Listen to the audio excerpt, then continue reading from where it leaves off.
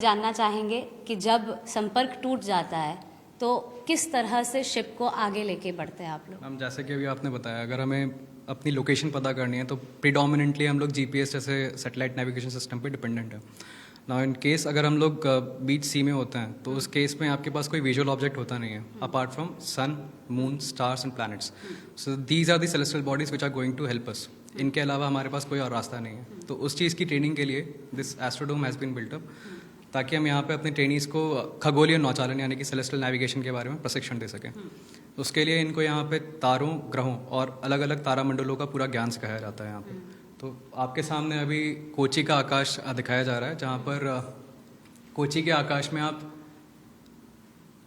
Cassiopeia constellation देख रहे हैं। तो फॉर एग्जांपल आपका ये कैसियोपिया कॉन्स्टेलेशन है। तो हम इंतज़ार करके इन तारों के बेसिस पर ही आगे बढ़ेंगे। और मैं ये भी समझना चाहूँगी कि जिस तरह से हाइड्रोग्राफर्स मैप्स वगैरह बना के देते हैं, तो क्या ये मुमकिन नहीं है कि उस मैप के बलबूते पर आगे बढ़ा जा सके बिना संपर्क के?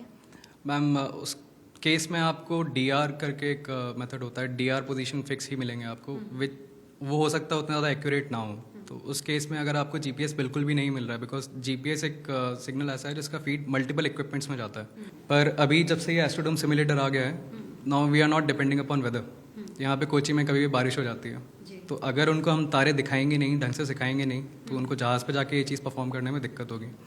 दूसरी चीज़, इन लोगों के लिए इसलिए भी क्रूशियल हो जाता है क्योंकि सनराइज के हेल्प से, सनसेट के हेल्प से, उसके अलावा तारों और अलग अलग चीज़ों की वजह से ये अपनी जायरो एरर चेक कर सकते हैं। Basically it is like compass.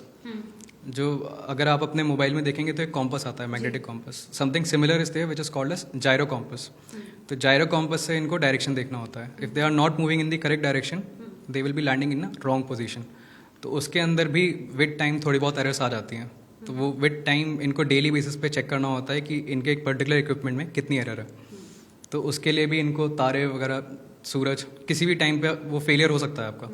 तो फॉर एग्जांपल अगर आपका दिन में 10 बजे हो गया है फेलियर, तो in that case they should be aware कि इनको इस समय अभी सन की बेरिंग कितनी होगी, कितने एंगल पे सन होगा, किस डायरेक्शन में होगा, और साथ में आपका जायरो कितना इंडिकेट कर रहा है। तो बेस्ड ऑन दैट ये अपनी एरर कैलकुलेट करके सही डायरेक्शन में आगे बढ़ सकते हैं।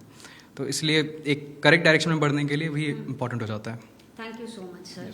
तो देख सकते हैं आप, हर डायरेक्शन में इंडियन नेवी नई तकनीक का इस्तेमाल करके आगे बढ़ रहे हैं और अपने जवानों को बेहतर सलीके से बेहतर चीज़ें सिखाने की कोशिश यहाँ पर लगातार जारी है। मोहित के साथ आयुषी शेखावत, भारत 24, कोच्चि।